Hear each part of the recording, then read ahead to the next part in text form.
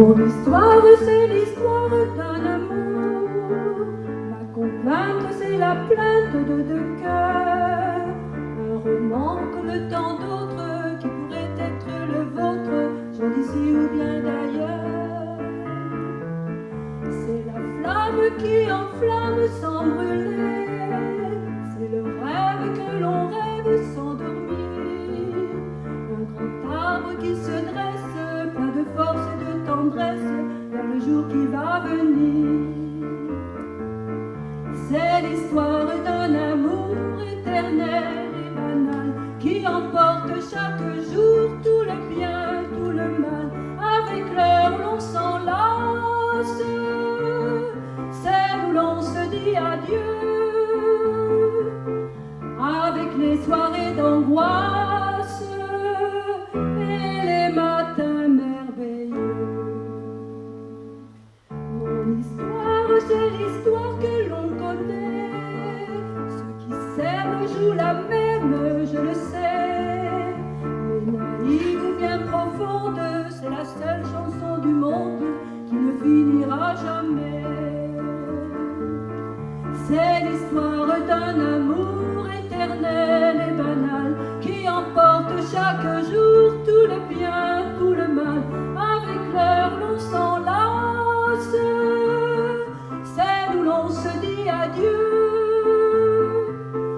Avec les soirées d'angoisse et les matins merveilleux. Mon histoire, c'est l'histoire que l'on connaît.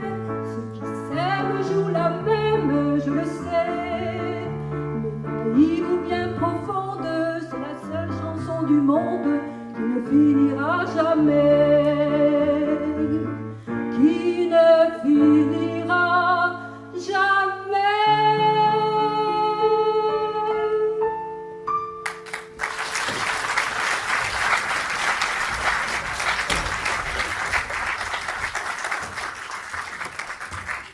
Mon Hippolyte.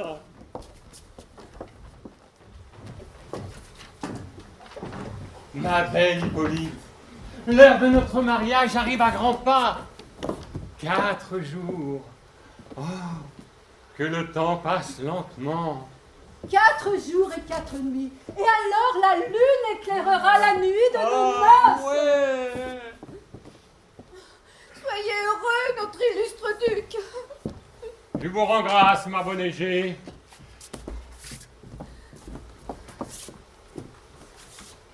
Quelle nouvelle nous annoncez-vous? Oh, je viens le cœur plein d'angoisse me plaindre de mon enfant. Vous savez, ma fille Hermia. Oh, avancez, Démétrius. Oui, me voilà. Alors, ce jeune homme a mon consentement pour l'épouser, voyez-vous, hein? Ah. Avancez, Lysandre.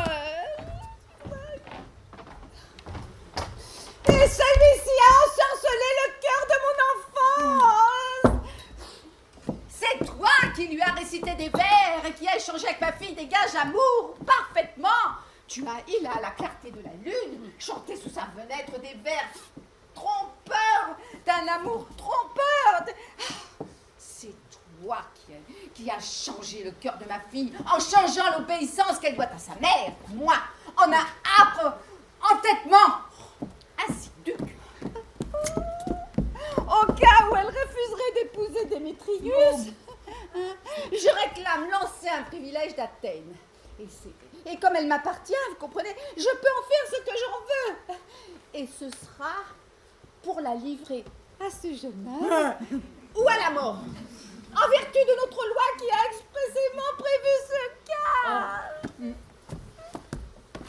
Que répondez-vous, Hermia? Alors Charmante fille, pensez-y bien. Ah. Démétrius est un digne jeune homme. Ah ben oui. Hein? Lysandre aussi? Non. Oh, il est par lui-même plein de mérite. Mais, faute d'avoir l'agrément de votre mère, c'est l'autre qui doit avoir la préférence. Voilà. Je voudrais que ma mère puisse voir avec mes propres yeux. Mais je vois. C'est plutôt à vos yeux de voir avec le jugement de votre mère. Voilà. Je supplie votre Altesse de me pardonner. Je ne sais par quelle force secrète je suis enhardie. Je conjure votre Altesse de me faire connaître ce qui peut m'arriver de plus funeste dans le cas où je refuserais d'épouser Démétrius. Non. Mais je viens de te le dire. C'est ou de subir la mort, ou de renoncer pour jamais à la vie avec les hommes. Voilà. Mais enfin, réfléchissez, Hermia, consultez votre cœur. Voyez, si vous n'adoptez pas le choix de votre mère, vous pourrez supporter le costume d'une religieuse. Quoi? Être à jamais enfermé dans l'ombre d'un cloître pour y vivre en sœur stérile toute votre vie, chantant des hymnes languissants. Je veux vivre et mourir en religieuse, mon prince.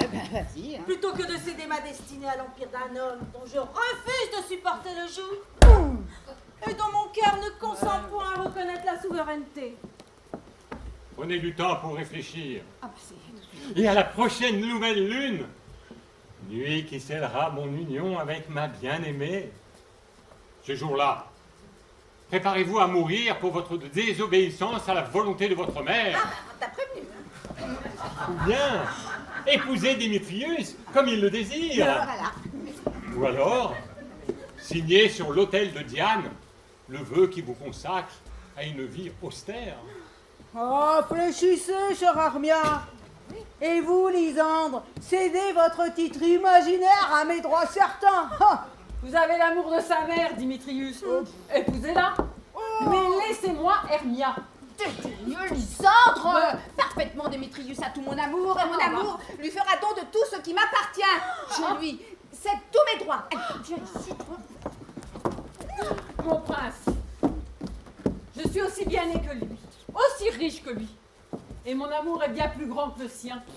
Et ce qui est au-dessus de tout, je suis aimée de la belle Hermia. Pourquoi donc ne poursuivrais-je pas mes droits?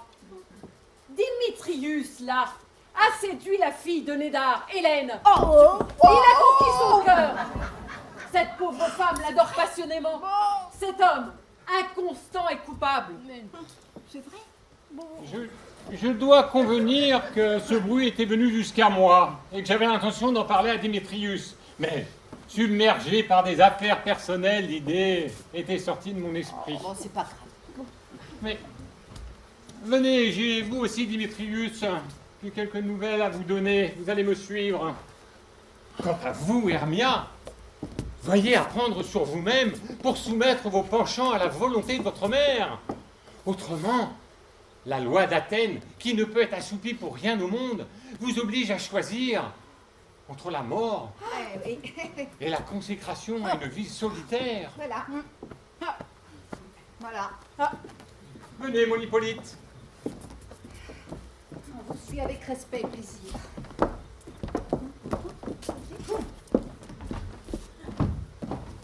Qu'avez-vous donc, ma chère Hermia? Pourquoi cette pâleur sur vos joues? Je suis inquiète. Oh, écoutez-moi donc, ma chère amie. J'ai une tante qui est veuve, douairière, possédant une immense fortune. Et elle n'a point d'enfant. Sa maison est éloignée d'Athènes de plus de 7 lieues et elle me regarde comme son fils unique. Là, ma chère amie, je peux t'épouser, et alors la dure loi d'Athènes ne pourra nous y poursuivre.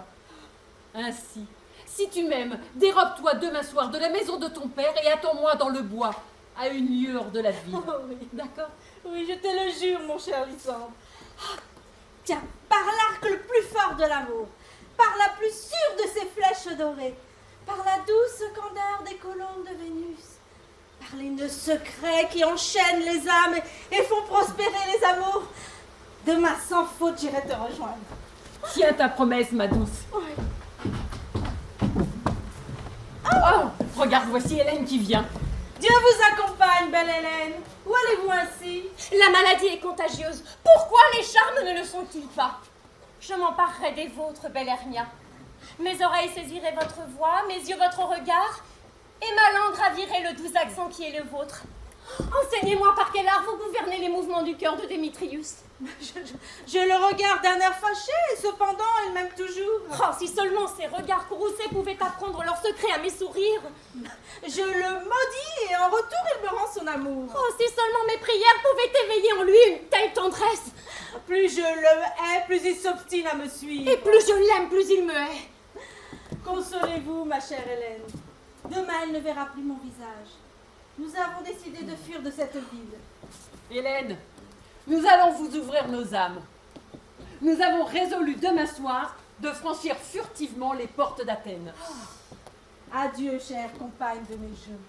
Prie pour nous. Et que le sort favorable t'accorde enfin ton Démétrius. Ah! Et toi, Lysandre? Tiens ta parole. Et retrouvons-nous demain à la nuit profonde. Mais oui, bien sûr, ma douce. Hélène, adieu. Puisse Démétrius vous adorer autant que vous l'adorez.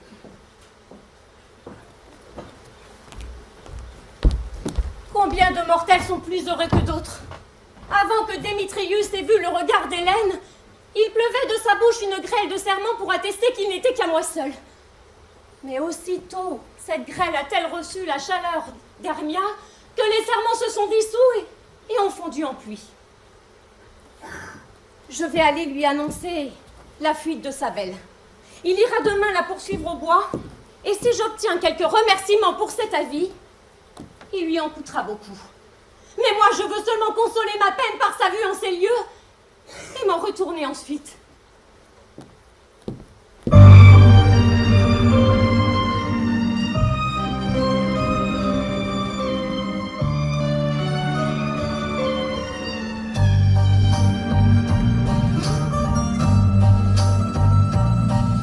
Nous avions 10 ans à peine, tous nos jeux étaient les mêmes.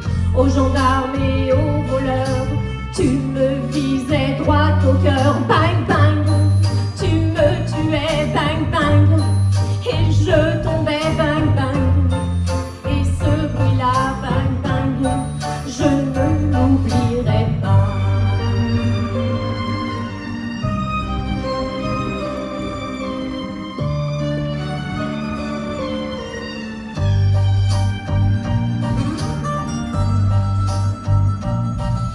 Nous avons grandi ensemble, tu m'aimais bien, il me semble, mais tu n'avais de passion que pour tes jeux de garçon. Bang bang, tu t'amusais. Bang bang, je te suivais. Bang bang, et ce bruit-là. Bang bang, je ne l'oublierai pas.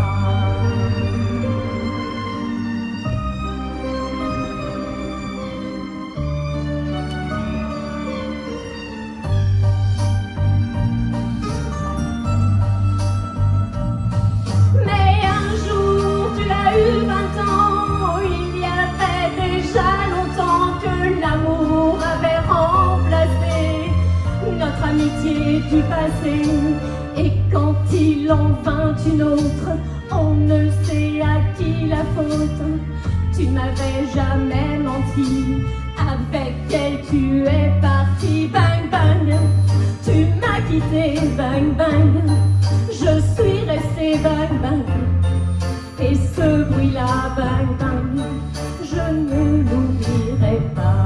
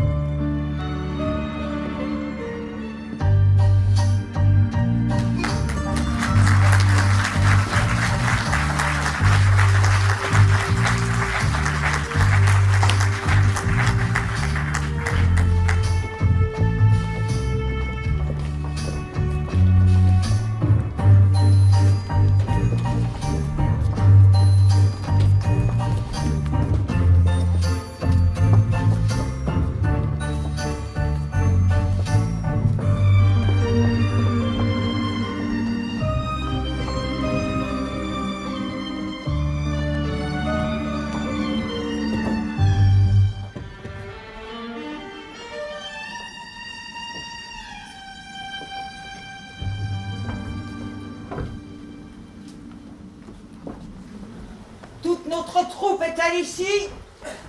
Vous feriez mieux de les appeler l'un après l'autre suivant la liste. Alors, voici le rouleau où sont inscrits le nom de tous les acteurs d'Athènes ayant été jugés dignes de jouer dans notre intermède devant le duc et la duchesse le soir de leurs noces. Avant tout, bon Pierre XV, dites-nous le sujet de la pièce. Notre pièce, c'est la très lamentable comédie et la tragique mort de Pyrame et de Thisbé. Oh là là, une bonne pièce, vraiment, je vous assure, et bien gai. Allons, cher Pierre XV, appelez tous vos acteurs suivant la liste. Messieurs, rangez-vous. Que chacun réponde à son nom. Nick Bottom, qui sera? Présent. Nommez le rôle qui m'est destiné et poursuivez. Nick Bottom, vous êtes inscrit pour le rôle de Pyrame. Qu'est-ce qu'il est, ce Pyrame? Un amant? Ou un tyran. Un amant qui se tue par amour, le plus bravement du monde. Ce rôle demandera quelques larmes dans l'exécution. Si c'est moi qui le fais, que l'auditoire tienne bien ses yeux, je ferai rage et je saurai gémir comme il faut. Oui. Alors, François Flûte, raccommodeur de soufflet. Ici, Pierre XV. Il faut que vous vous chargiez du rôle de Thisbé. Et qu'est-ce que c'est que Thisbé, un chevalier errant? C'est la belle que Pyrame doit aimer. Oh non, vraiment non. Me faites pas jouer le rôle d'une femme, j'ai de la barbe qui me vient là. Oh. Oui, c'est égal, parce que vous le jouerez sous le masque. Et vous pourrez faire la petite voix autant que vous voudrez. Si je peux cacher mon visage sous le masque, laissez-moi aussi jouer le rôle de Thisbé, et vous verrez que je serai extraordinairement bien faire. La petite voix. Thisbé. Ah, Pyrame, mon cher amant, ta chère Thisbé, ta chère bien-aimée. Non, il faut que vous fassiez Pyrame et vous, Flûte, Thisbé. Continuez. Bon, Robin Starveling, le tailleur. Ici, Pierre XV. Vous jouerez la mère de Thisbé. Thomas Snout, le chaudronnier. Me voici, Pierre XV. Vous, le rôle de père de Pyrame. Moi, celui du père de Thisbé. Et Snuck, le menuisier. Eh bien, vous ferez le lion. Eh bien, voilà, j'espère, une pièce bien distribuée. Alors, avez-vous là le rôle du lion par écrit? Si vous l'avez, donnez-le-moi, car j'ai la mémoire lente. Bon, vous pourrez le faire impromptu parce qu'il ne s'agit que de rugir. Laissez-moi aussi jouer le rôle du lion. Vous verrez que je saurai rugir si bien que ce sera plaisir de m'entendre. Oui, je rugirai si bien que je ferai dire au duc qu'il rugisse encore. Oh, mais si vous faisiez votre rôle d'une manière trop terrible, enfin, vous épouvanteriez la duchesse et puis ces dames, au point de les faire crier de fureur. Et ça en serait assez pour nous faire tous pendre. Non, je vous promets, mes amis, de rugir et de grossir ma voix, de façon à ce qu'on croirait entendre la jeune colombe. Je rugirais si bien qu'on croirait entendre le rossignol.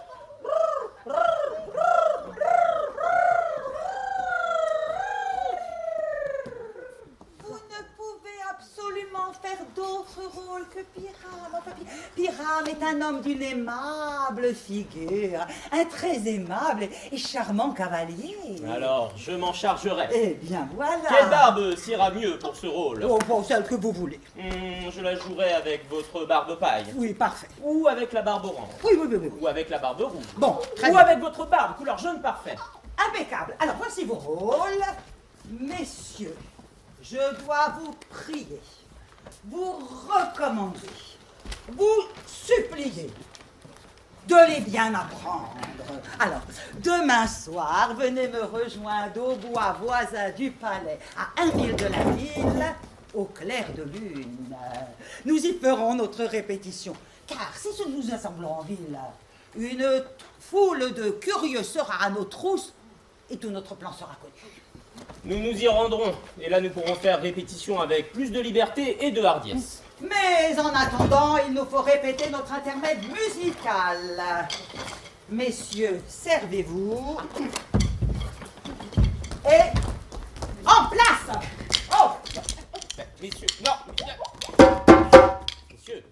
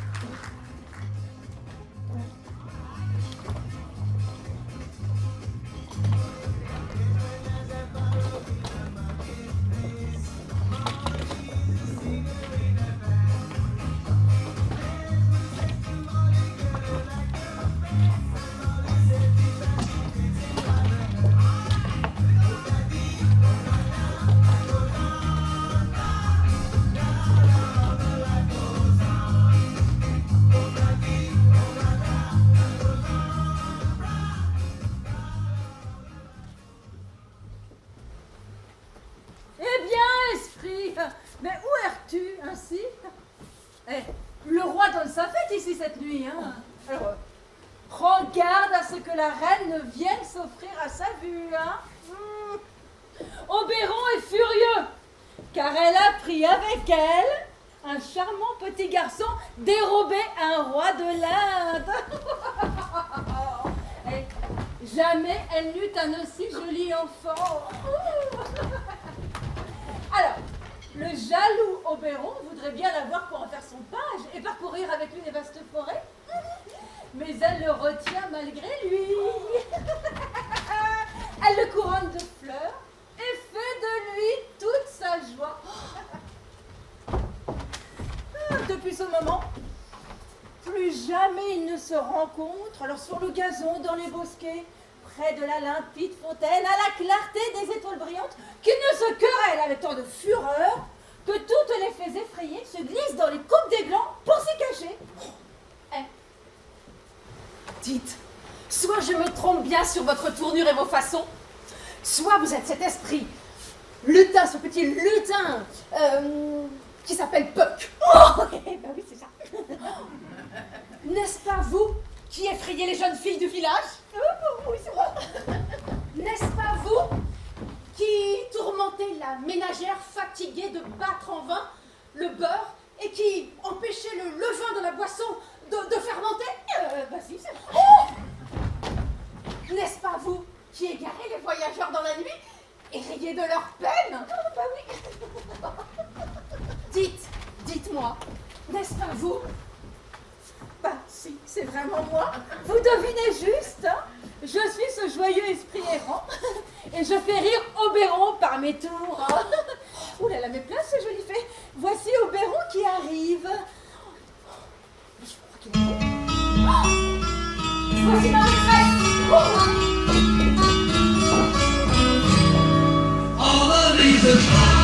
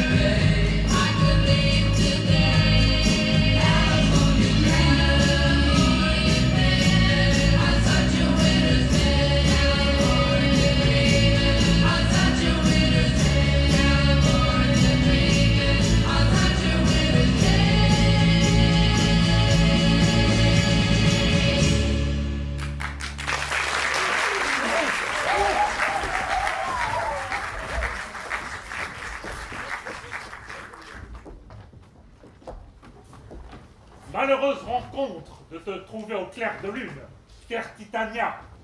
Comment? Jaloux Oberon? Fais, Sortons d'ici, j'ai renoncé à sa couche et à sa compagnie. Oh. Ne suis-je pas ton époux? Alors je dois être ton épouse. Mais pourquoi es-tu revenue de ta tanière habituelle? Oh, laisse-moi deviner. C'est parce qu'Hippolyte, ton ancienne maîtresse, doit être mariée à Thésée. Oh, tu es revenu pour souhaiter la joie et le bonheur à leur couche nuptiale. Oh.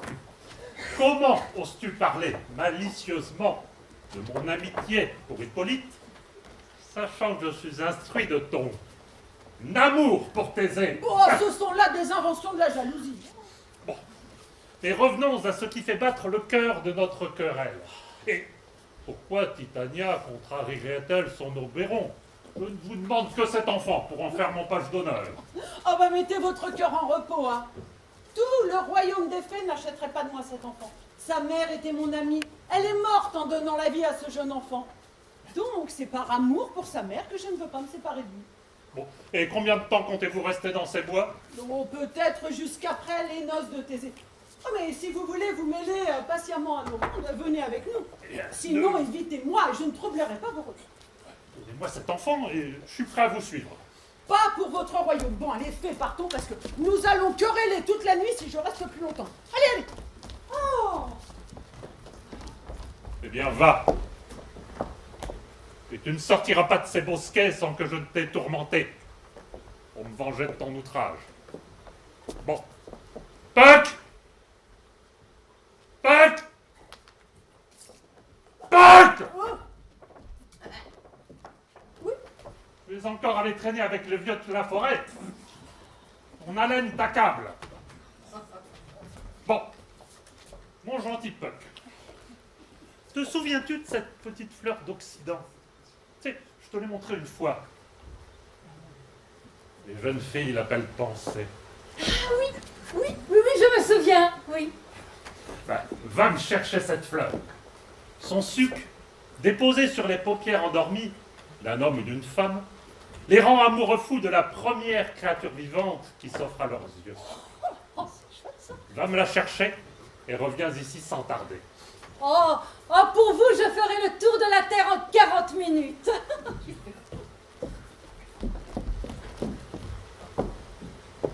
Lorsque j'aurai le suc de cette plante, j'épierai l'instant où Titania sera endormie, et j'en déposerai alors quelques gouttes dans ses yeux. La première créature qu'elle verra en s'éveillant, que ce soit un ours, un lion, un taureau, un tigre, une guenonce agile ou un singe curieux, elle le suivra avec le cœur rempli d'amour. Et avant que j'ôte ce charme de sa vue, ce que je peux faire avec une autre plante, je l'obligerai à me céder son page. Mais qui vient dans ces lieux, je suis invisible. Je veux entendre leur conversation. Oh là là! Mais je ne vous aime point, alors cessez de me suivre. Oh! Mais où est Lysandre et la belle Hermia? Oh, je tuerai l'un et l'autre me tue. Ah, vous m'aviez dit qu'il s'était enfui dans le bois. Je suis dans le bois, je suis furieux de ne pas y trouver la belle Hermia. Oh, mais éloignez-vous, cessez de me suivre comme ça. Vous m'attirez à vous et mon cœur est plus fidèle que l'acier. Perdez la force de m'attirer, je perdrai celle de vous suivre. Est-ce que je vous sollicite? Est-ce que je vous abuse de belles paroles? Hein? Ou plutôt, ne vous ai-je pas dit la vérité vraie? Je ne vous aime point et je ne puis vous aimer. Et moi, je ne vous en aime que davantage. Plus vous me maltraitez, Démétrius, et plus je vous aime. Rebutez-moi, négligez-moi, frappez-moi, mais accordez-moi au moins quelqu'un digne que je sois la possibilité de vous suivre. Quelle place plus humble dans votre amour puis-je implorer? Ne provoquez pas trop la haine de mon âme. Je suis malade quand je vous vois. Et moi, je le suis quand je ne vous vois pas. Ah. Vous compromettez trop votre pudeur en quittant ainsi la ville, vous livrant seul à la merci d'un homme qui ne vous aime point, exposé aux dangers de la nuit et aux mauvais conseils d'un lieu désert, avec le riche trésor de votre virginité, hein? Votre vertu est ma sauvegarde. Il n'est plus de nuit quand je vois votre visage. Bon ben, allez, Je vais m'enfuir dans les bois, me cacher dans les fougères, vous livrant ainsi à la merci des bêtes féroces. La plus féroce n'a pas le cœur aussi cruel que le vôtre. Fuyez où vous voudrez. Seule l'histoire changera. C'est Apollon qui fuit. Et c'est Daphné qui poursuit Apollon. Je ne m'arrêterai plus à écouter vos discours. Alors cessez de me suivre. Ou si vous me suivez, craignez de moi quelque outrage Hélas. dans l'épaisseur du bois. Hélas, dans le temple, dans la ville, dans le champ, vous m'outragez. Nous les femmes, nous ne pouvons combattre pour l'amour. Nous devrions être courtisées, mais nous n'avons pas été faites pour faire la cour. Je veux vous suivre, Démétrius, et faire de mon enfer un ciel en mourant par la main de celui que j'aime si tendrement. Oh, mais lâchez-moi. Oh. Démétrius. Oh. Démétrius.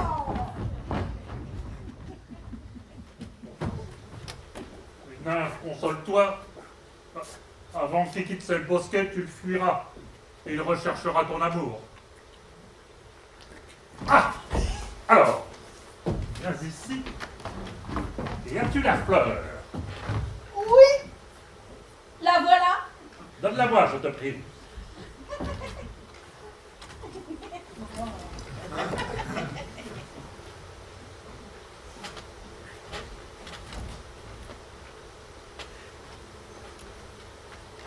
Je veux frotter légèrement les yeux de Titania et lui remplir le cœur d'odieuses fantaisies.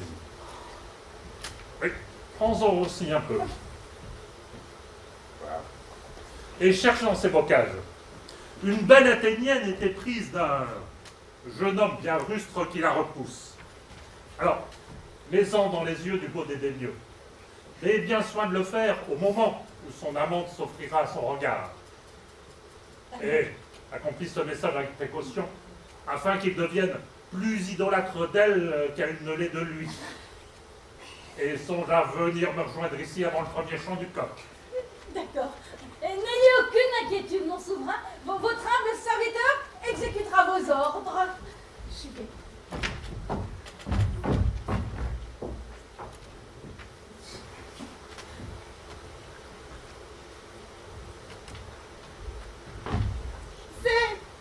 Venez chanter pour m'endormir. Venez, puis ensuite laissez-moi reposer et retourner à vos fonctions.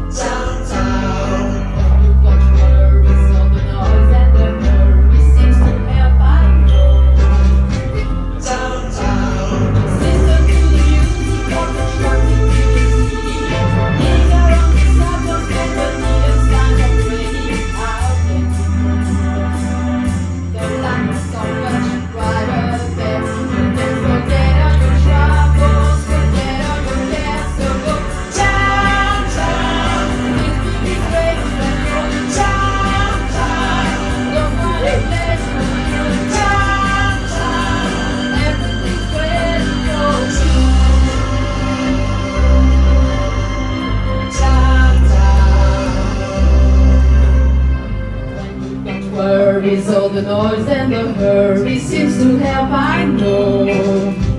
Downtown, maybe you know some places to go to where they never close. Downtown, just listen to the rhythm of a gentle bossa nova. You'll be dancing with them till before the night is over. I'll be again. The lights are much brighter there. You can forget all your troubles, forget all your cares. So go downtown, where all the lights are bright. Downtown, ready for you tonight. Downtown, you're gonna be alright now. Downtown.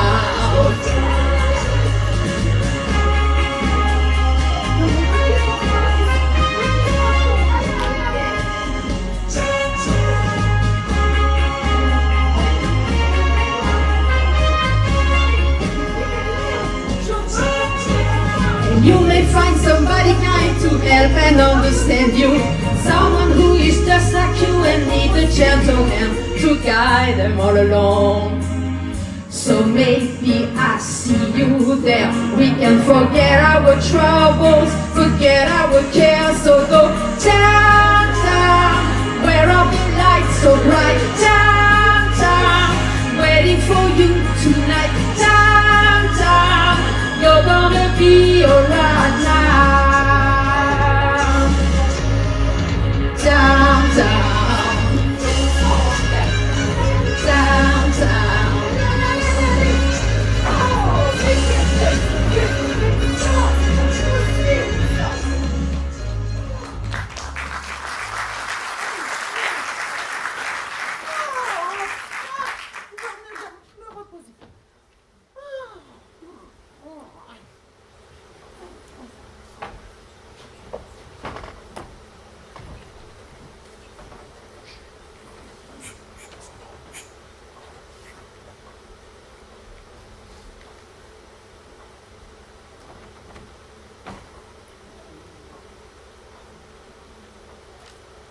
Que l'objet que tu verras en t'éveillant devienne l'objet de ton amour. Aime-le et languis pour lui. Que ce soit un ours, un chien, un léopard, un sanglier à la crinière hérissée qui apparaisse à tes yeux, à ton réveil, il sera ton amant chéri.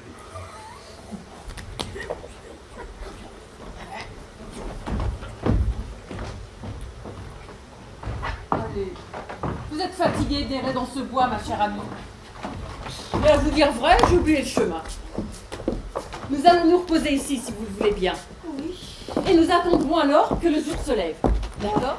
Ah, je le veux bien, chère Lysandre. Ah. Allez vous chercher un lit. Non. Moi, je vais reposer ma tête sur ce gazon. Mais non, voyons. Une même touffe de verdure nous servira d'oreiller à tous les deux. Un même lit, une même âme, deux cœurs et une même foi. Oui. Non, mon cher Lysandre, éloigne-toi un peu. Au nom de la tendresse et de la courtoisie, cette séparation prescrite par la décence humaine convient à un amant vertueux et à sa sage amoureuse. Eh bien, je réponds à cette tendre prière. Voici mon lit, tiens. Puisse le sommeil t'accorder tout son repos, Hermia. Que la moitié de ses faveurs ferme les yeux de celui qui m'accorde ce souhait.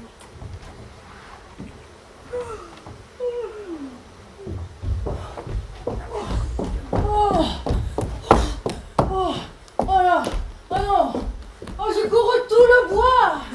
Je n'ai trouvé aucun Athénien sur les yeux de qui je puisse essayer la force de cette fleur pour inspirer l'amour. Nuit et silence.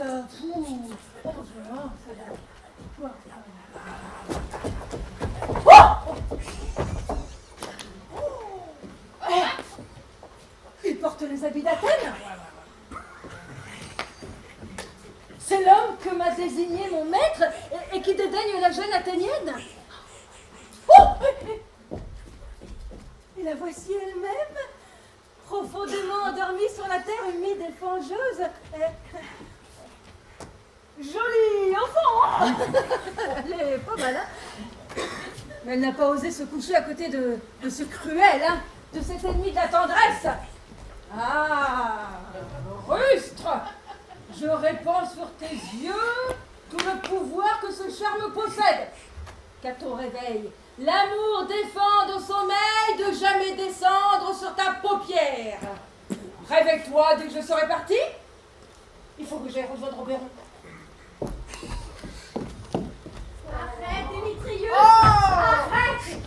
Mais je t'ordonne de t'en aller, ainsi cesse de me poursuivre. Voudrais-tu donc m'abandonner ici dans les ténèbres? Ne fais pas ça. Sous peine de ta vie, arrête. Je veux m'en aller seul.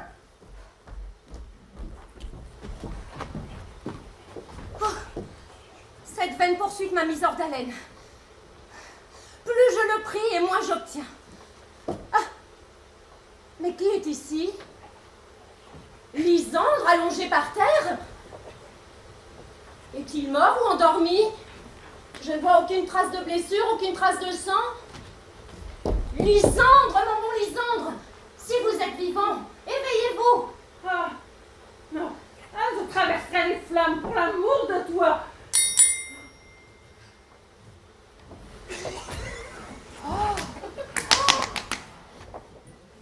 Oh, belle Hélène. Oh, belle Hélène. Mais où est Démétrius? Oh, que ce nom odieux est bien celui de l'homme qui doit périr sous les coups de mon épée. Ne parlez pas ainsi, Lysandre, ne parlez pas ainsi. Que vous importe-t-il qu'il aime Hermia? Qu'est-ce que ça peut vous faire? Hermia n'aime que vous seul, soyez-en content. Compte en moi, avec Hermia. Oh non, alors, je regrette tous ces instants ennuyeux que j'ai pu passer en sa compagnie. Ce n'est pas Hermia que j'aime, mais la belle Hélène. La volonté de l'homme est dirigée par sa raison. Et ma raison me dit que vous êtes la plus digne d'être aimée. Mais pourquoi suis-je née pour être en but à une telle ironie? Et quand ai-je mérité de votre part un tel mépris? Ne vous suffit-il pas que je n'ai jamais pu mériter le doux regard de Démétrius sur qu'il faille en plus que vous vous moquiez de ma disgrâce? De bonne foi, vous me faites injure. Oui, vous m'insultez en me faisant une cour aussi méprisante. Mais bon, je vous laisse. Hélène, Et je dois dire que je vous croyais douée d'une générosité plus vraie. elle n'a point vu Hermia. Hermia, continue de dormir ici, et puisses-tu ne plus jamais t'approcher de moi. Car comme l'excès des mets les plus succulents porte à l'estomac, aujourd'hui j'en ai fini avec toi. Puissance de mon âme, consacrez tout votre amour et votre force à honorer la belle Hélène. Hélène! Hélène!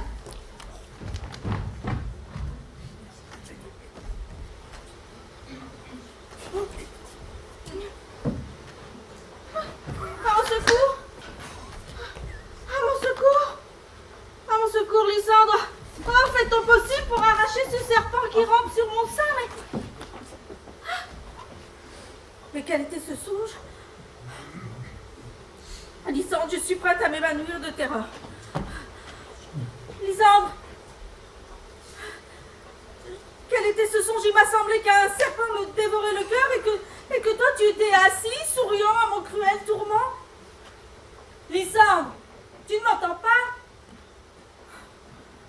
Lysandre, t'es-tu éloignée? Partie? Pas un son? Pas une parole? Pour l'amour du ciel, Lysandre, êtes-vous? Répondez-moi si vous pouvez m'entendre. Mais parlez-moi, nom de tous les amours. Oh, je suis prête à m'évanouir de terreur. Personne. Je vois que tu n'es plus près de moi. Il faut que je trouve à l'instant ou la mort, ou toi. Lysandre.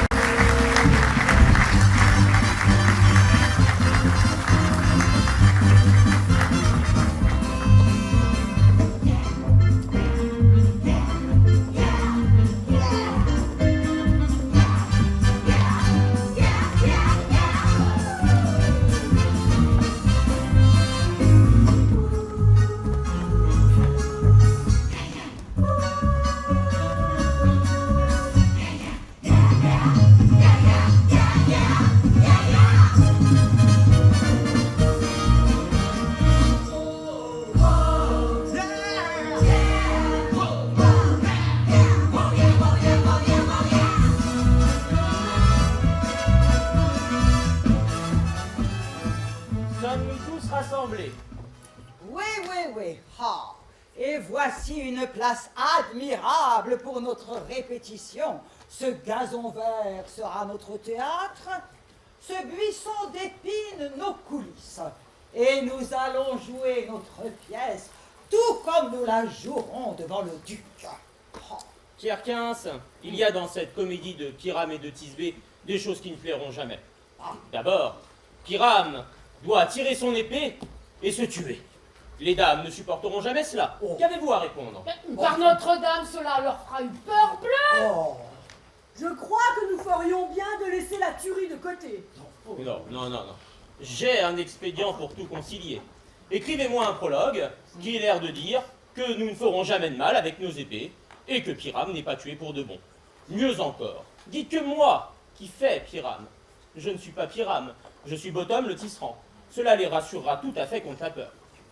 Allons, nous ferons ce prologue. Ouais, mais alors, les dames ne seront-elles point effrayées du lion? Je le crains bien, je vous assure. Camarades, vous devez bien y réfléchir. Amenez sur la scène, que Dieu nous protège. Un lion parmi ces dames, c'est une chose bien terrible, car il n'y a pas de plus redoutable créature que votre lion. Au moins, il nous faut faire attention à cela. Bah alors, nous ferons un autre prologue pour dire que le lion n'est pas un lion. Oh, et il faudra que tu donnes ton nom et que tu annonces tout net que tu es Snug, le menuisier. Bon, cela sera ainsi. Oh, mais il reste deux autres choses bien difficiles. Et c'est d'abord d'introduire le clair de lune dans une chambre. Car vous savez que Pyrame et Thisbé se rencontrent au clair de lune. Oui, mais alors, la lune brillera-t-elle le soir que nous jouerons notre pièce? Un calendrier, voyez dans l'almanach. Cherchez le clair de lune, cherchez le clair de lune. Ou un homme peut venir avec un fagot d'épines et une lanterne et dire qu'il va figurer ou représenter le personnage du clair de lune. Hein? Oh. Ouais, mais bon, il y a encore une autre difficulté. Il nous faut une muraille dans la grande chambre. Car Pyrame et Thisbé, nous dit l'histoire, se parlaient à travers la fente d'un mur. Oui, mais alors, vous ne pourrez jamais amener une muraille sur la scène. Qu'en pensez-vous? Le premier venu peut tout à fait figurer une muraille. Il suffit qu'il ait avec lui quelque enduit de plâtre, d'argile ou de crépi. Ou bien encore, qu'il tienne ses doigts ainsi écartés. Et à travers les fentes, Pyrame et Thisbé pourront se parler tout bas. Si cela peut s'arranger, tout est en règle. Allons, messieurs, asseyez-vous et récitez vos rôles. Vous, Pyrame, commencez. Et quand vous aurez débité vos discours, vous entrerez dans ce buisson. Et ainsi des autres, chacun selon leur rôle. Quels sont ces rustiques personnages qui font ici les fanfarons, si près du lit de la reine des fées? Ah, une pièce est en jeu. Ouh là là, mais je veux être de l'auditoire, hein. Et peut-être même y aurais-je un rôle, hein, si j'en trouve l'occasion. Bon, allez, parlez, Pyrame. Thisbé, avancez. Thisbé, les fleurs exaltent de douces odieuses. Odeur. Exaltent de douces odeurs. Telle est celle de votre haleine, ma chère, ma très chère Thisbé. Mais, écoutez, une voix. Restez ici un moment, et dans l'instant, je vais venir vous retrouver. Oh, voilà bien le plus étrange des Pyrame qui ait jamais joué ici. Allons nous amuser un peu à ses dépens. Est-ce à mon tour de parler? Mais oui, vraiment, c'est à vous, car vous devez concevoir qu'il n'est parti que pour voir d'où vient un bruit qu'il a entendu et qu'il va revenir sur le champ. Très radieux Pyrame, dont le teint a la blancheur du lys et dont les couleurs brillent comme la rose vermeille sur un églantier triomphant. J'irai te trouver, Pyrame, à la tombe de Nini. À la tombe de Ninus, l'ami. Enfin, mais vous ne devez pas encore dire cela. C'est une remarque que vous faites à Pyrame plus tard dans le spectacle. Enfin, vous débitez tout votre texte en une fois, les répliques enchaînées. Pyrame, entrez, votre tour est venu.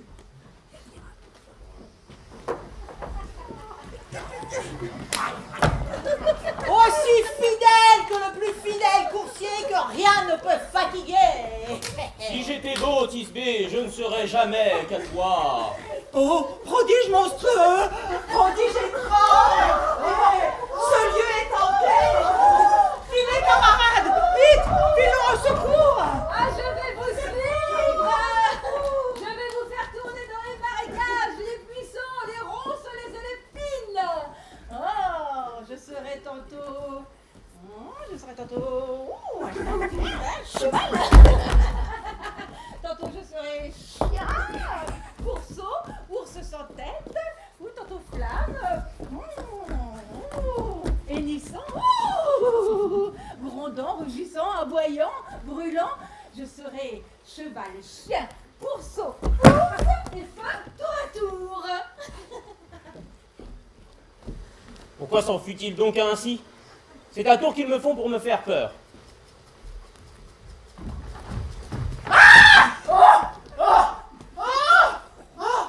Bretonne! Mais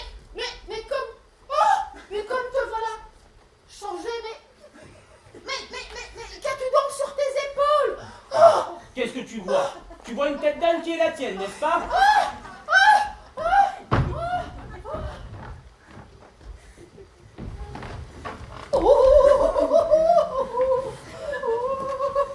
Dieu te bénisse, ma tante. Dieu te bénisse. Oh, comme te voilà métamorphosé. Je vois leur malice. Ils essayent de faire un âne de moi pour m'effrayer. Mais je ne veux pas bouger de place, moi. Hein, quoi qu'ils puissent faire, je vais me promener de long en large et je vais chanter afin qu'ils comprennent que je n'ai pas la moindre peur. Quel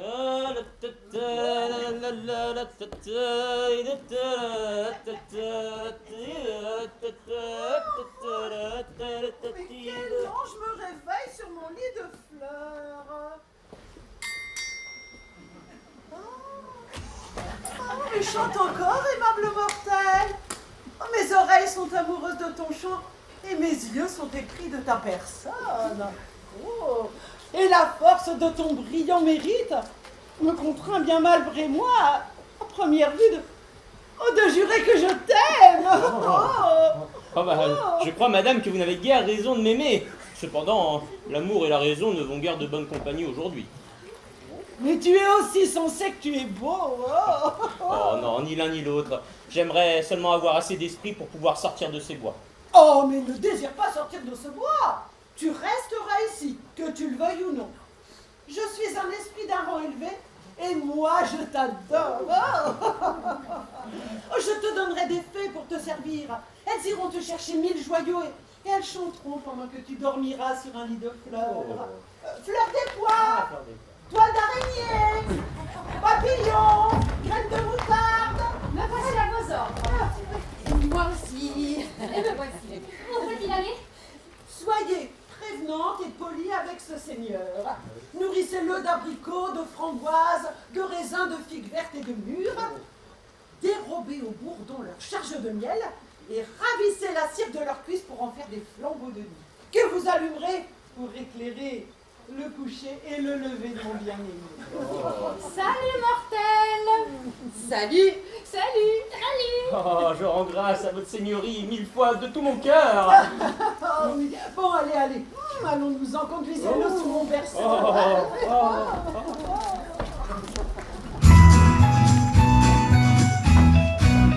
Un petit poisson, un petit oiseau, c'est d'amour tendre. Et comment s'y prendre quand on est dans l'eau? Un petit oiseau, c'est d'amour tendre. Mais comment s'y prendre quand on est là-haut? Quand on est là-haut, perdu au creux des nuages, on regarde en bas pour voir son humble image.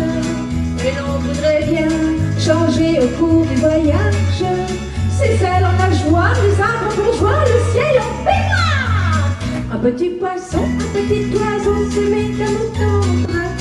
Mais comment s'y prendre quand on est là-haut?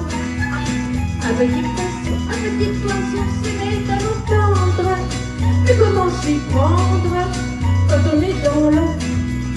Quand on est dans l'eau, on veut que vienne l'orage qui apporterait du ciel bien plus qu'un message qui pourrait d'un coup changer au cours du voyage. Des plumes en écailles, des ailes en chandail, des algues en paille. Un petit poisson, un petit oiseau se met à vous tendre. Mais comment s'y prendre quand on est dans l'eau? Un petit poisson, un petit oiseau se met à vous tendre. Mais comment s'y prendre quand on est là-haut? La la la la la la la la la la la la la la la la la la la.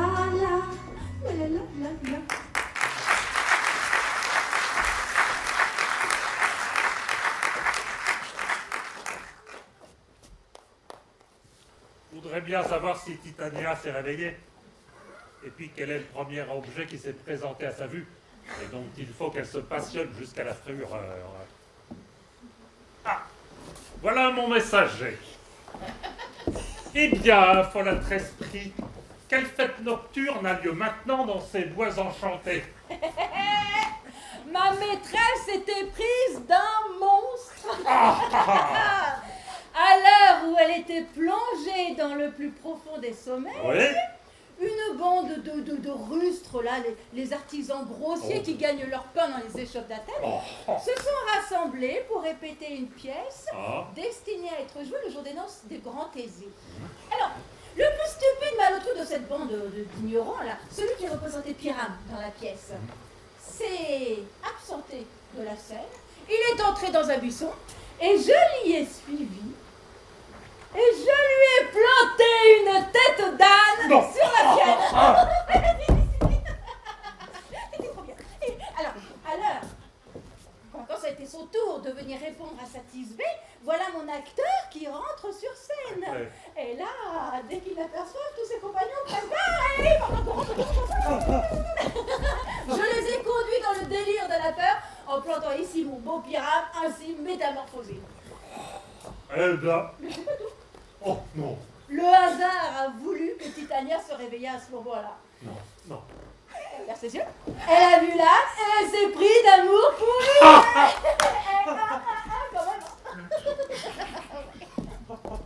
Alors, franchement, l'événement surpasse mes espérances. Mais as-tu bien loin les yeux du jeune Athénien avec ce filtre d'amour comme je te l'avais ordonné? Oui, je l'ai surpris dormant et c'est chose faite aussi. Hein. Et la jeune Athénienne dormait à ses côtés et ainsi, quand elle se réveillera, ses yeux l'apercevront sans nul doute. Range-toi, voilà justement l'Athénien.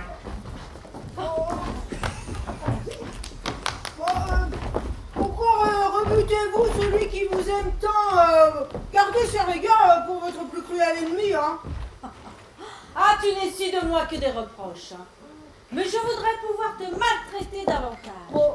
Car tu m'as donné, j'en ai bien peur, sujet à te maudire. Ah, si tu as assassiné Lysandre pendant son sommeil, achève de te plonger dans le sang et tue-moi aussi. Tu as le regard d'un meurtrier. Ouais, plutôt le regard d'un homme assassiné, hein. Le cœur transpercé par votre cruelle sévérité. Voilà. Démétrius, je t'en conjure, veux-tu me le rendre? Bon, préférerais donner son cadavre à un livrieux. Ah, loin de moi, chien. Loin de moi. Ah, tu me fais passer les portes de la passion. Tu l'as donc tué. L'as-tu donc assassiné pendant qu'il dormait? Le brave exploit. Bah vous vous emportez sur une méprise, hein. Je suis pas responsable du sang de Lysandre, hein. Et tout autant que je sache, il est pas mort. Alors, Démétrius, dites-moi au moins qu'il se porte bien.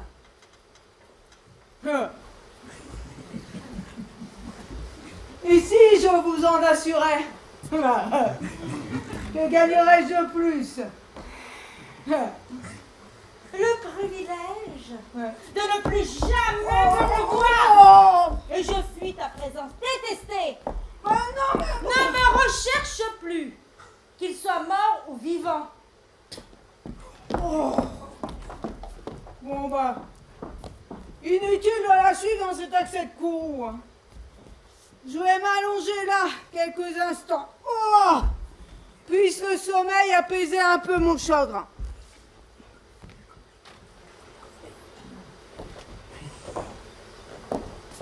Alors, qu'as-tu fait? Tu t'es complètement mépris. Tu as placé le filtre d'amour dans les yeux d'un amant fidèle. Ainsi, l'objet de ta méprise est de changer un amour fidèle en amour perfide, et non pas un amour perfide en amour sincère. C'est le destin qui gouverne les événements. Hein. C'était bien la femme, c'était pas l'homme. Voilà. Bon, va! Parcours le bois plus vite que le vent, et trouve Hélène d'Athènes. Oh, elle doit être toute malade d'amour, pâle, épuisée par des soupirs brûlants qui ont nui à la fraîcheur de son sang. Oh! Ramène-la ici par je ne sais quel enchantement. Je charmerai les yeux du jeune homme qu'elle aime avant qu'elle réapparaisse à sa vue. Bon, j'y vais, voir comme je vole.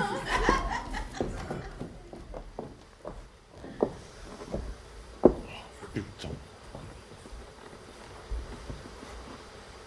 Fleur pourpre, blessée par l'arc de Cupidon. Arc de Cupidon tenu par une andouille qui tire sur tout ce qui bouge. Oh, comme disait Cicéron, la jeunesse maintenant, oh, c'est plus ce que c'était. Reprenons. Fleur pourpre, blessée par l'arc de Cupidon, pénètre dans la prunelle de son œil.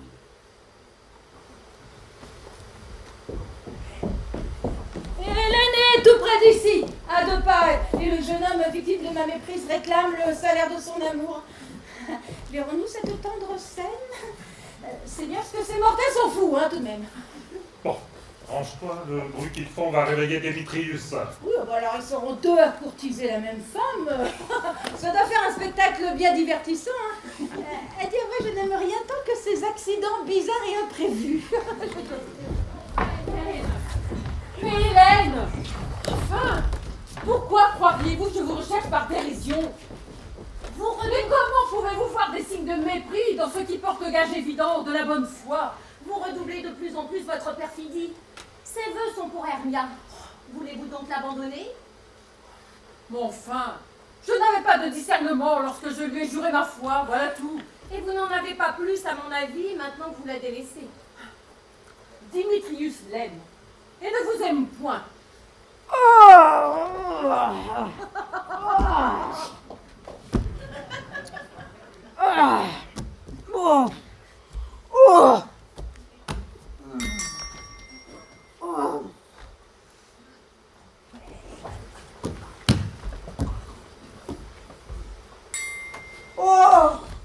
Hélène, oh, déesse, nymphe accomplie et divine. Oh, à quoi ma bien-aimée puis-je comparer tes yeux?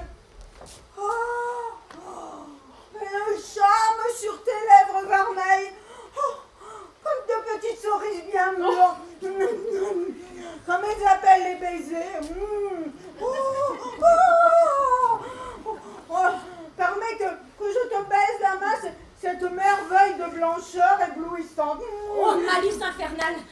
Je vois bien que vous vous êtes tous ligués contre moi pour vous amuser. Si vous étiez honnête, vous ne m'accableriez pas de vos outrages.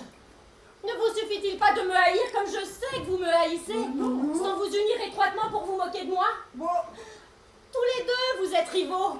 Tous les deux, vous aimez Hermia. non. Et voilà que maintenant, tous les deux, vous rivalisez à savoir qui insultera le plus Hélène.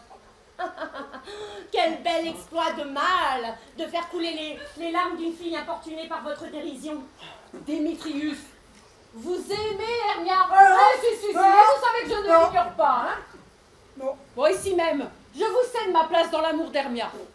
Mais en retour, léguez-moi la vôtre dans l'amour d'Hélène. Que j'aime et que j'adorerai jusqu'au trépas, Hélène. Jamais de mon cœur ne prodiguèrent d'aussi vaines paroles. Lisandre, gardez votre Hermia, je n'en veux point. Si jamais je l'aimais un jour, cet amour est à jamais anéanti. Mon cœur était de passage chez Hermia, comme chez un autre étranger. Et maintenant, il est retourné chez Hélène, comme sous son toit natal, pour s'y fixer à jamais. Enfin, Hélène, cela n'est point, voyez bien. Ne calomnie pas la foi que tu ne connais pas. Sous peine que te risques et périls, tu me la paies cher. Tiens, voilà venir de ce côté l'objet de ton amour. Voilà celle qui est chère à ton cœur. Ah, mon cher Lisandre. Ah, ce ne sont pas mes yeux qui t'ont découvert, mais c'est mon oreille. Et je lui rends grâce qu'ils m'ont guidé vers toi au son de ta voix. Mais pourquoi m'as-tu si cruellement abandonné? Mais enfin, pourquoi resterait-il celui que l'amour presse de s'éloigner, hein? Mais quel amour pourrait attirer Lisandre loin de moi? L'amour de Lisandre pour la belle Hélène. Mais pourquoi me cherches-tu d'ailleurs? Cette démarche ne pouvait-elle pas te faire comprendre que c'est la haine que je te portais qui m'obligeait à te quitter ainsi? Enfin, vous dites n'importe quoi, cela est impossible. Vous voyez? Elle aussi est du complot. Je vois bien que tous les trois vous vous êtes concertés pour arranger cette scène de dérision à mes dépens. Injurieuse Hermia, fille infâme, as-tu conspiré? As-tu comploté avec ces deux cruels pour me faire subir ces odieuses railleries? Je suis confondue de vos amers reproches. Je ne vous insulte point. Il me semble plutôt que c'est vous qui m'insultez. N'as-tu pas excité Lisandre à me suivre et à porter les yeux à mon visage? N'as-tu pas incité Démétrieuse, ton autre amant qui tout à l'heure me repoussait du pied, à m'appeler déesse, nymphe, beauté divine et fatale? Pourquoi dirait-il c'est moi, une fille qu'il est? Et pourquoi Lisandre rejetterait-il ton âme aussi puissant à ses yeux, si ce n'était sur tes conseils et sur ton consentement? Je ne comprends rien de ce que vous voulez dire. Ah, oui, c'est ça. Continuez.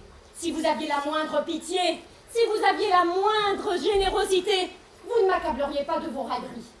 Mais bon, je vous laisse. C'est un peu de ma faute après tout.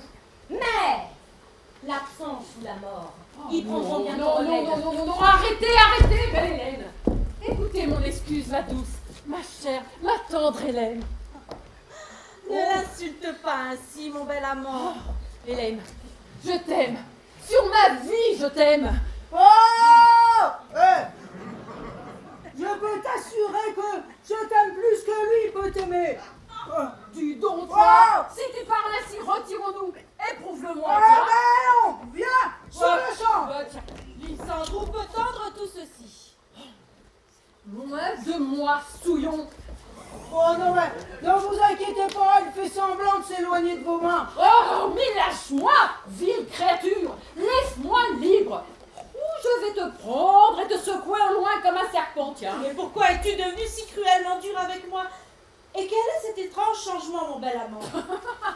Mon bel amant. Oui. Loin de moi, potion odieuse.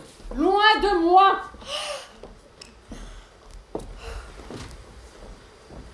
Je me fie pas à votre parole. Eh ben c'est très bien, je te la donne pas. Oh.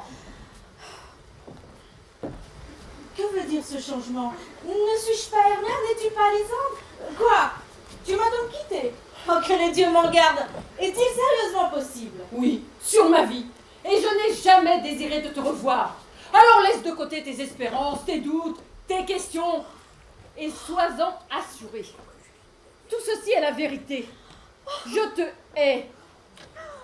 Et j'aime la belle Hélène. Malheureuse! Ah, malheureuse que je suis!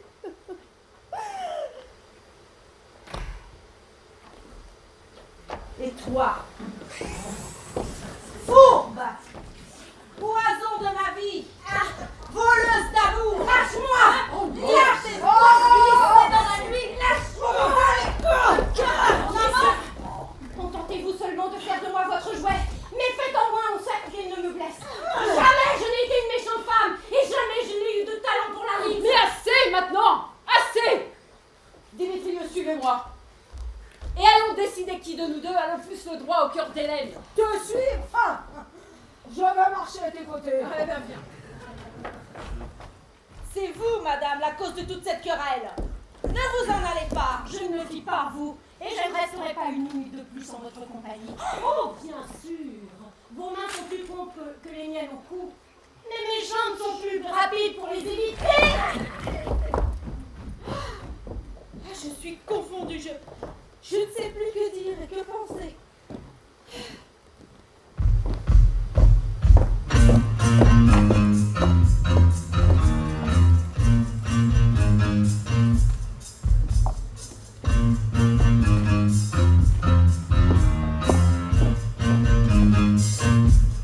Sous aucun prétexte, je ne veux avoir le réflexe de malheureux.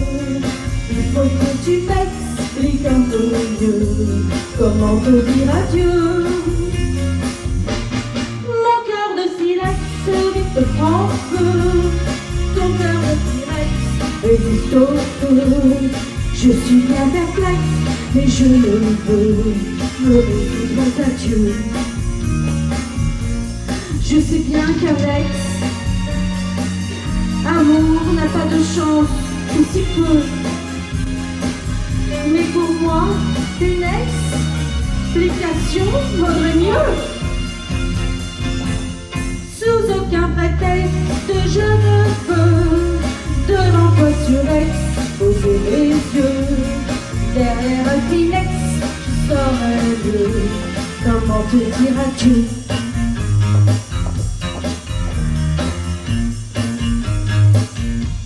Comment te dire adieu?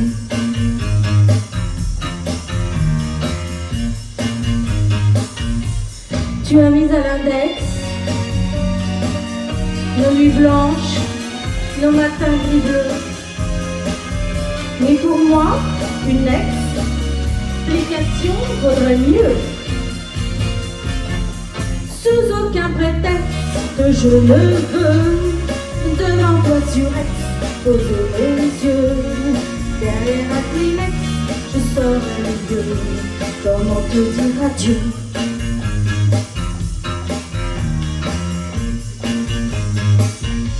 Comment te dire adieu?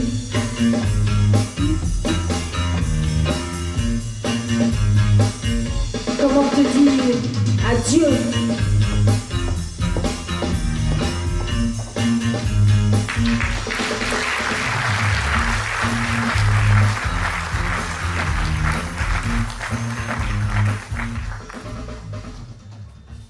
Bon, tu vois l'objet de ta méprise? Tu fais toujours des bévues. Jouer ça D5, tu joues ses tours. Mais non, c'est une méprise, je vous l'assure. Et d'ailleurs, ne m'aviez-vous pas dit que je reconnaîtrais l'homme à son costume? Ouais. Et d'ailleurs, je suis innocent de l'erreur que j'ai commise, hein, car c'est effectivement bien un Athénien que j'ai loin les yeux. Alors, bon, et de toute façon, je ne suis pas mécontent de cette erreur, parce que je regarde toute cette querelle comme un divertissement. Oh là là, c'est... Tu vois que ces deux amants cherchent un lieu pour se battre. Hâte-toi donc, pars, redouble l'obscurité de la nuit, et égare si bien ces rivaux acharnés que l'un ne puisse plus croiser le chemin de l'autre. Éloigne-les sans cesse jusqu'à ce que le sommeil glisse sur leurs paupières. Alors, dépose sur l'œil de Lysandre cette herbe dont la liqueur a la vertu d'enlever toute illusion. Ainsi, lorsqu'ils viendront à se réveiller, ils reprendront le chemin d'Athènes, unis par une amitié qui ne finira qu'avec leur vie. Tandis que je te charge de cette mission, moi je vais rejoindre la reine et lui demander son petit indien. Après, je désenchanterai ses yeux de leur admiration pour le monstre, et la paix sera rétablie. Eh ben, souverain des fées, il faut nous hâter d'exécuter cette tâche. Ben, hâte-toi donc, nous pouvons achever cette tâche avant le début du jour. Bon. Oh, je crois qu'il y en a un qui arrive là. Mais enfin, où es-tu donc, orgueilleux Démétrius? Mais réponds-moi. Me voici, lâche. tout préparé à me battre. Où es-tu? Je vais te rejoindre sur l'heure. Mais enfin. Suis-moi sur un terrain plus uni. Oh, je vais te retrouver, hein, je vais te retrouver.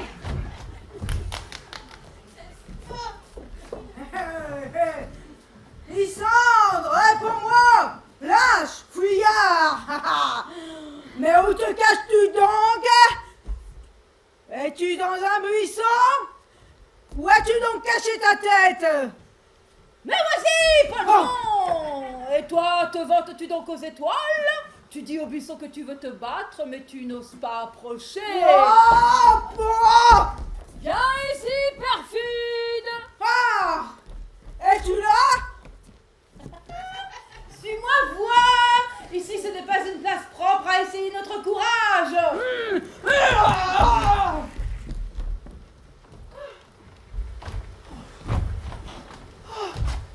Oh, il fuit toujours devant moi. Et toujours en me défiant. Lorsque j'arrive sur le lieu d'où il me provoque, il est déjà parti. Oh, le lâche. Il a le pied bien plus agile que le mien. J'ai beau courir de toute ma vitesse, il fuit encore plus vite. Oh. Je vais me reposer ici, tiens. J'attendrai que le jour se lève. Et alors je trouverai Dimitrius. Et j'assouvirai ma vengeance.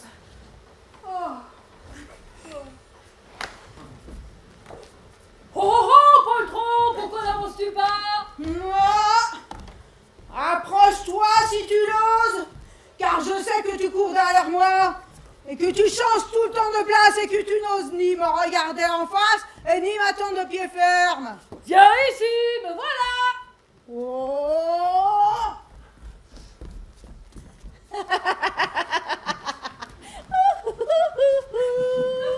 Quoi? Et tu te moques de moi? Hein? Oh, attends-toi à prendre garde si jamais je vois ton visage à la lueur du jour. Oh. Oh. La fatigue m'oblige à m'allonger sur ce lit froid. Mais attends-toi à me revoir dès le lever du jour. Ô nuit pénible, abrège tes heures. Brille, consolante lumière, que je puisse dès le lever du jour rejoindre Athènes et m'éloigner à jamais de ceux qui détestent tant ma présence importune. Et toi, sommeil, ferme les yeux pour toujours. Du chagrin.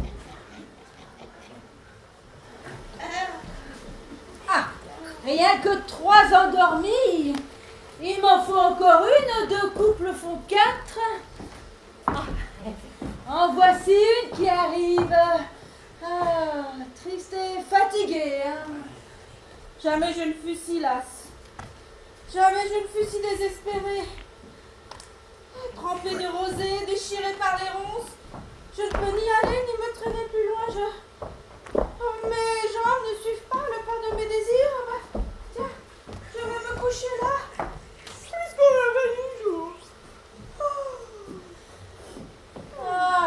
Sur la terre, dormez profondément et sur vos yeux, j'appliquerai mon remède. Tendre amoureux, qu'à ton réveil, tes yeux prennent un réel plaisir à retrouver ceux de ta première amante.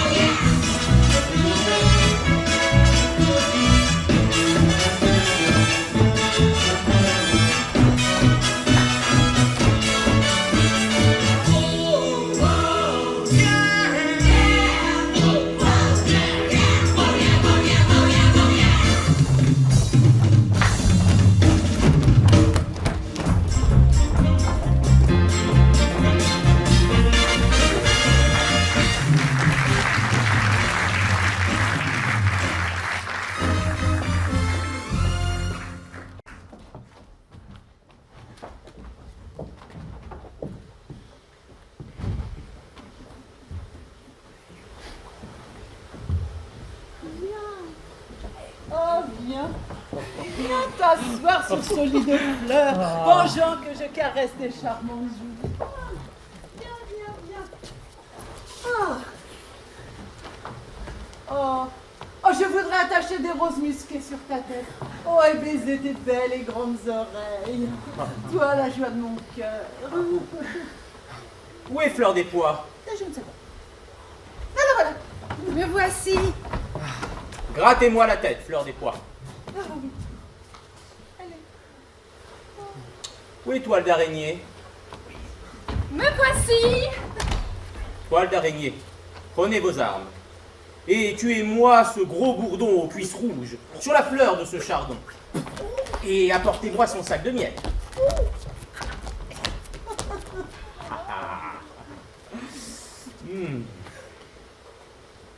Où est Graine de Moutarde?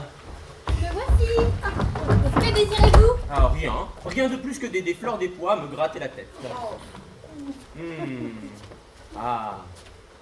Il faut que j'aille chez le barbier. Il me semble que j'ai furieusement du poil à la figure. Et je suis un âne si délicat que pour peu que le poil me démange, il faut que je me gratte. Et bon, dites-moi, amour, que vous ferait-il plaisir à manger? Un picotin d'avoine. Je pourrais mâcher votre bonne avoine sèche. Ou bien une botte de foin. Du bon foin, du foin parfumé. Il me semble qu'il n'y a rien d'égal à cela.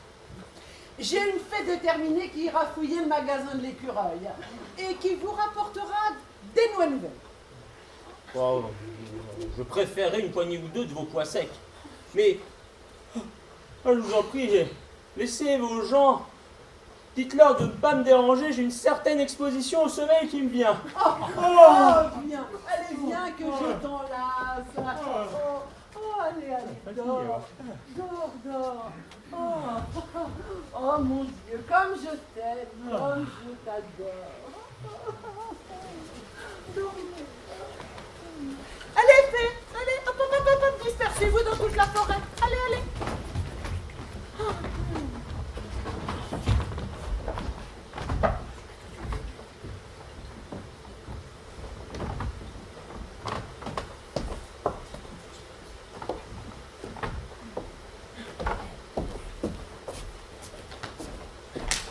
Puck, vois-tu ce charmant spectacle?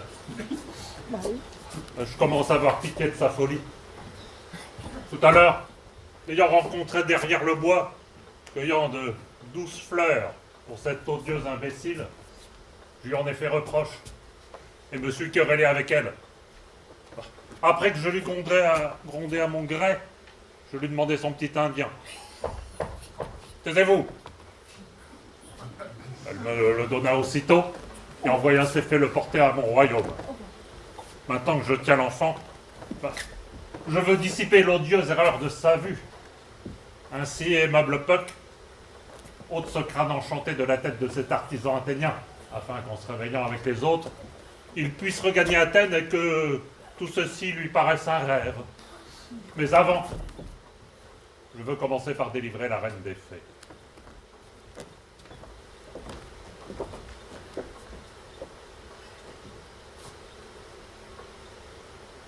Sois comme tu avais coutume d'être. Vois comme tu avais coutume de voir. Ma chère Titania. Éveillez-vous, ma douce reine. Oh, mon Oberon, oh mon Dieu, mais quelle étrange vision. Il m'a semblé que j'étais amoureuse d'un âne. Ah, venez ici. Tournez-vous. Voilà votre amant. Oh mon Dieu, mais comment cela est possible? Oh, mais comme mes yeux détestent à présent son visage. Bon, silence un instant. Puck, enlève ce crâne. Titania, appelez votre musique et accablez l'essence de cet animal d'un sommeil plus profond qu'à l'ordinaire. Oh, musique, oh la musique de celle qui fait dormir. Voilà de nouveaux amis, vous et moi, ma chère reine. Oh, oui. Et demain à minuit, nous danserons pour le mariage du duc d'Ézée.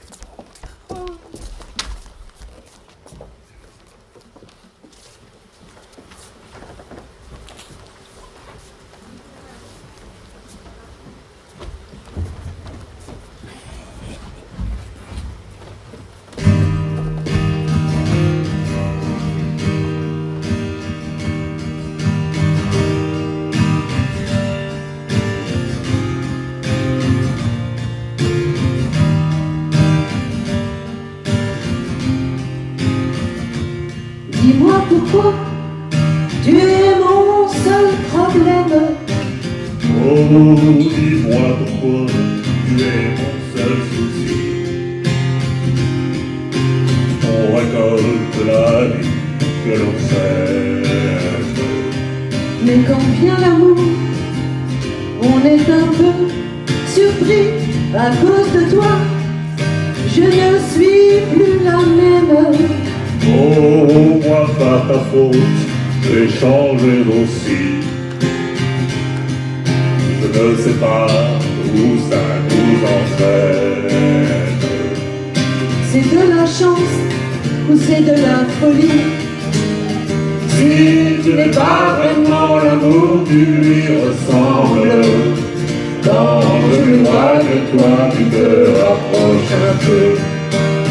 Si ce n'est pas vraiment l'amour de vivre ensemble, ça lui ressemble tant que c'est peut-être mieux.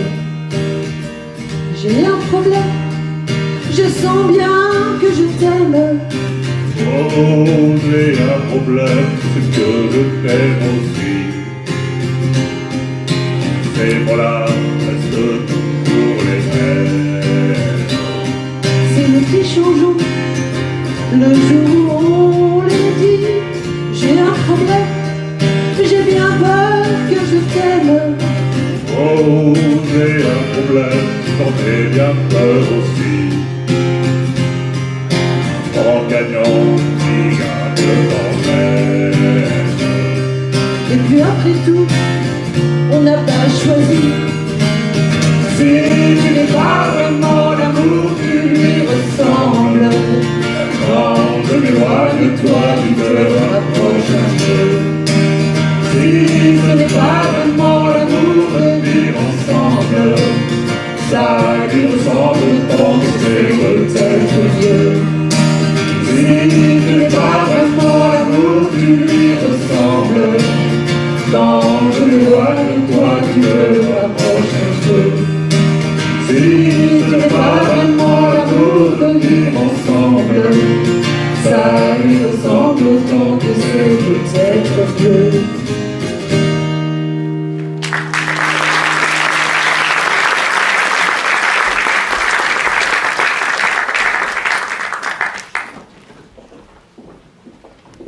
Nous allons, ma belle reine, gravir le sommet de la montagne pour contempler le point du jour.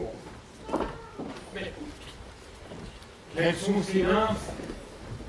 Mon prince, c'est ma fille qui est endormie ici. Et puis c'est Hélène. Oh, Démétrius. Oh, mon Démétrius. C'est Démétrius. Ah bah c'est 10 ans, on est grand. Ah, je suis quand même super étonnée de trouver tous endormis ici. Ils se seront sans doute levés le grand matin pour célébrer notre mariage. Mais dites-moi, Égée, n'est-ce pas aujourd'hui le jour où Hermia doit donner la réponse sur son choix? Ah oui, Ah bon, alors, réveillons-les! Musique!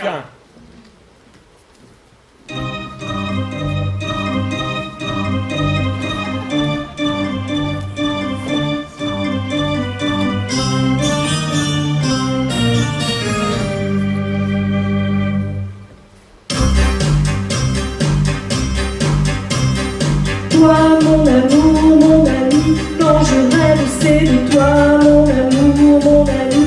Quand je chante, c'est pour toi, mon amour, mon ami. Je n'ai plus besoin de toi, mon amour, mon ami. Et je ne sais pas pourquoi, la la la la la la la la la. Je n'ai pas connu d'autre garçon que toi. Si j'en ai connu, je ne m'en souviens pas. À quoi bon chercher, faire de comparaison? J'ai un cœur qui sait quand il a raison, et puisqu'il a pris ton nom. Toi, mon amour, mon ami, quand je rêve, c'est de toi, mon amour, mon ami. Quand je chante, c'est pour toi, mon amour, mon ami. Je ne peux vivre sans toi, mon amour, mon ami. Et je sais très bien pourquoi. On ne sait jamais jusqu'où ira la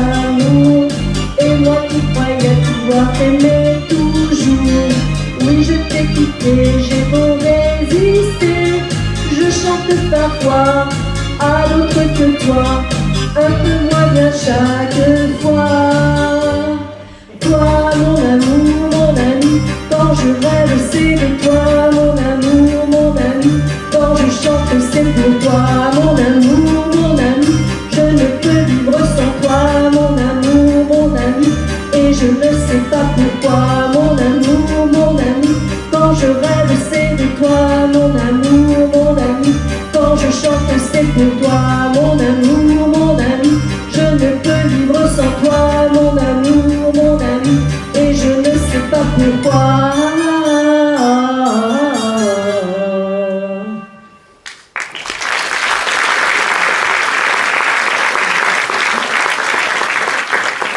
Bonjour les amis.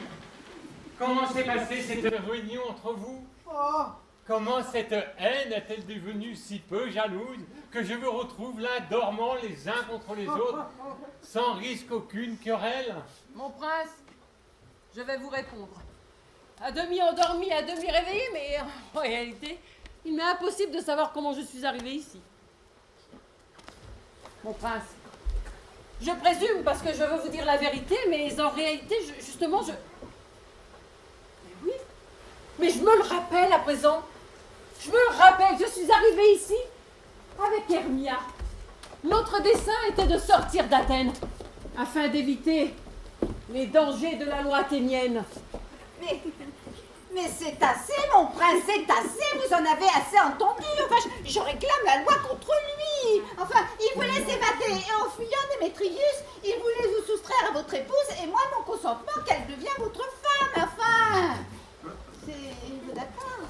Noble duc, c'est la belle Hélène qui m'a fait part de leur évasion dans le bois et du dessein qui les y conduisait. Et moi, dans ma fureur, je les ai poursuivis jusqu'ici. Et la belle Hélène, dans sa tendresse, m'a suivi.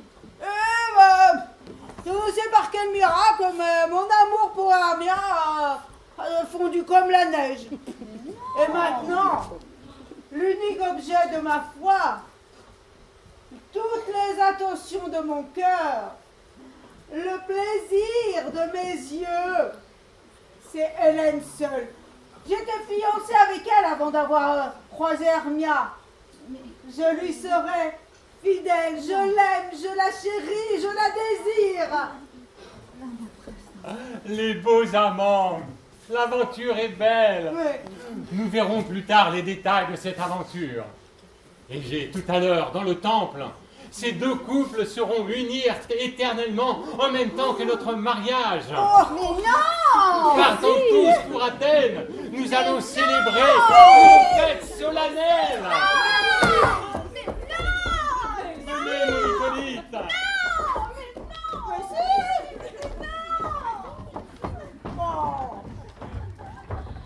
Toutes ces aventures me paraissent comme imaginaires. Et moi, je vois tous ces objets d'un œil troublé. C'est pareil pour moi. Et j'ai trouvé Démétrius comme un joyau qui est à moi et qui n'est pas à moi. Et à moi, il me semble que nous dormons et que nous rêvons encore. Voilà. Venez, chers amis, rejoignons le duc et en chemin, racontons-nous nos songes. Allons.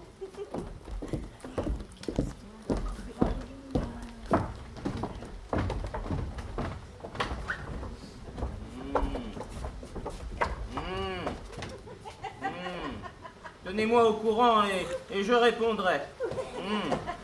Ma première réplique est très beau Pyrame. Et oh là, Pierre XV, Flûte, le raccommodeur de soufflet, Snout, le chaudronnier, Staverling, mort de Marie! Ils se sont évadés et m'ont laissé ainsi endormi.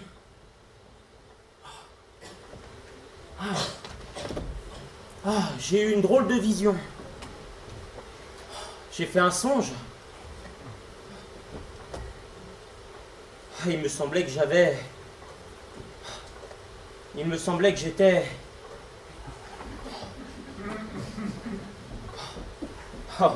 il faut que j'aille trouver Pierre XV. pour qu'il compose une ballade sur mon songe. On l'appellera le rêve de Bottom. Pierre Quince.